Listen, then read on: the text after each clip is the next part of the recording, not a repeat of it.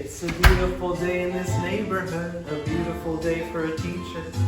Would you be mine? Could you be mine? It's a neighborly day in this beauty wood, a neighborly day for a beauty. Would you be mine? Could you be mine?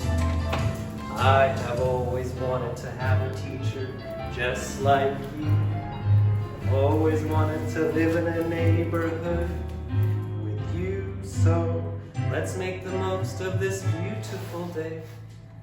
Since we're together, might as well say, would you be mine? Could you be mine?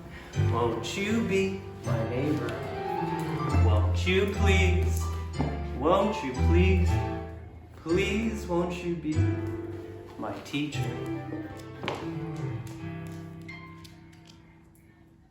Hi there. I'm so happy because I heard you're going to be a teacher. You know I love reading books, and you know who taught me how to read these books and understand them? Many teachers over many years. So I'm so grateful to teachers. So today, we're going to visit one of my good friends who has been a teacher for many years and will give you information and tips on your first year as a teacher. Let's go visit him now.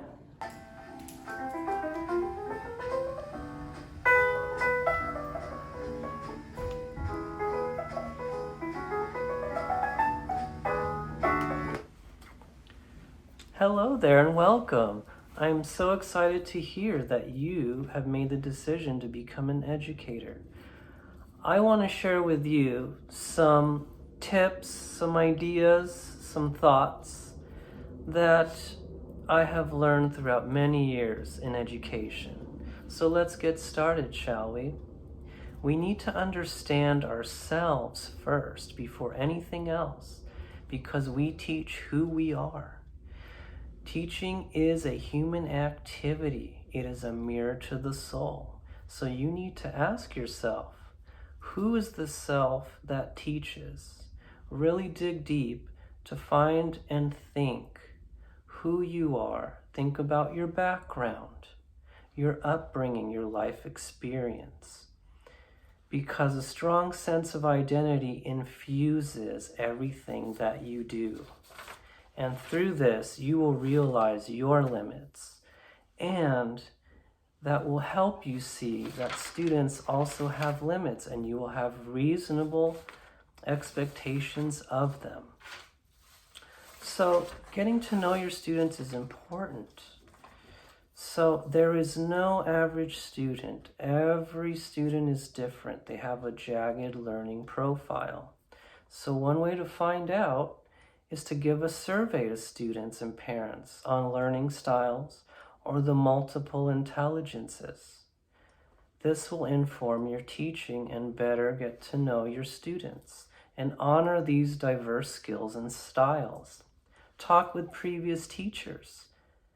Check on their appearance as well, because that can inform what's going on at home. Talk with counselors. And you need to model this caring behavior. Be available. Have open dialogue with them. Acknowledge their feelings, and they will open up to you when they feel cared for and acknowledged. And be aware there are many students who suffer from trauma, such as homelessness, foster care, or their parents may be incarcerated. So some ideas to get to know them. Have lunchtime with your students. Join in on the playground games, perhaps. Beginning of year school surveys are great. Create a class directory of their skills. So, talking about knowing ourselves, but it's good to be relational with other staff as well. Do not neglect this. Get to know all staff and administration. Foster relationships, especially with your grade level, because relational leadership is very powerful. So students, as I said before, must believe they are cared for.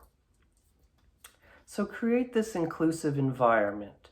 Share the authority. Be positive with them.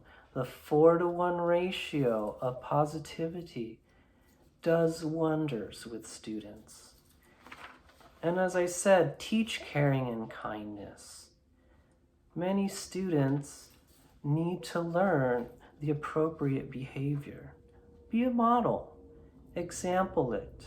Be encouraging, and just be aware that many students bring different cultures, and be responsive and respectful.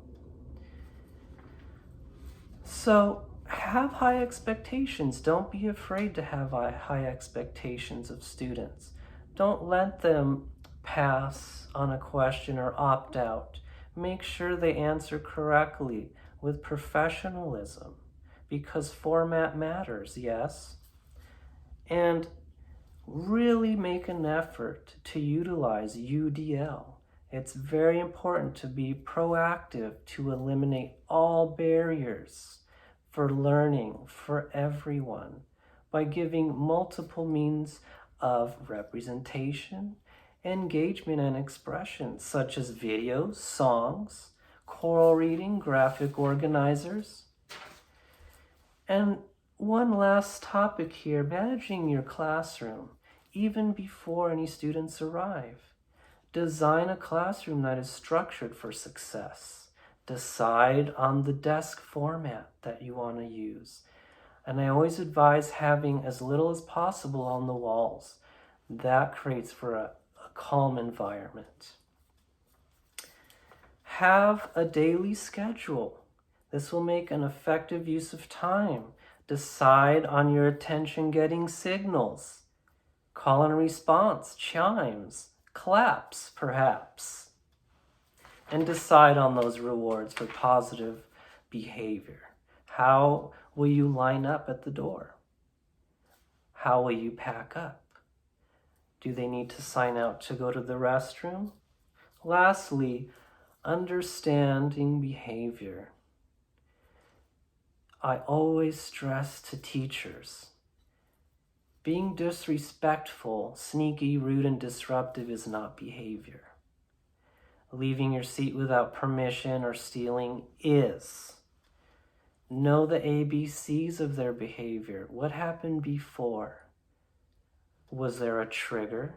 What did they do? And what is the quick consequence to that?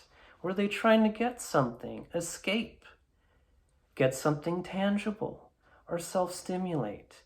So remember, teach positive behavior and practice it, and try not to focus on punishment.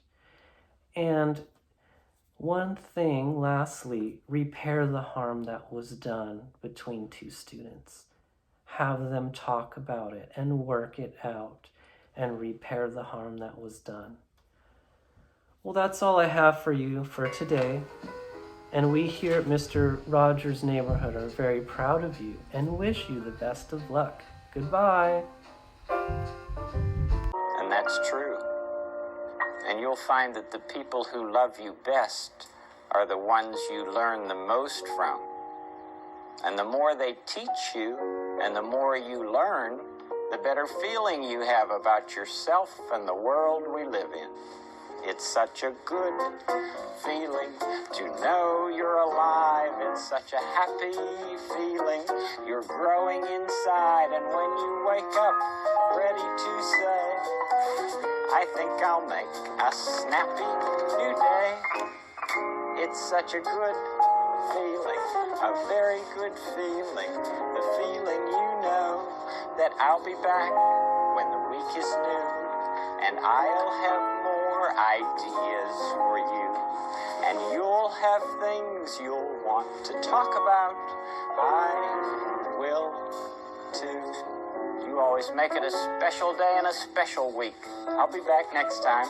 Bye.